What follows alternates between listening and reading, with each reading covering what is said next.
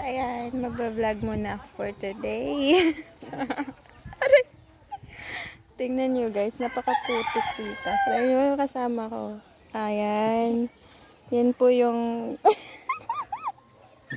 yan po yung dawan ko. Tingnan nyo yung mukha niya.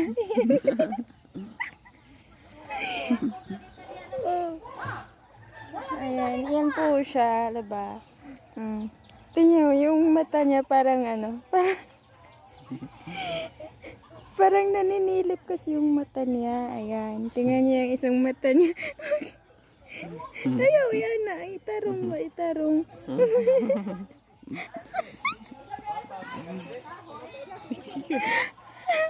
Ayan siya, ayan.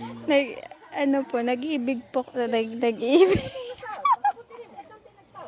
Nagigib po kami ng tubig kasi wala pong tubig kasi daw pagkatapos namin mag-igib may makain siya pagkatapos dun sa taas. Nagigib po kami para sa ano, para sa pakain sa fiesta. Hindi po kami papakainin kasi hindi kami makaigib ng tubig.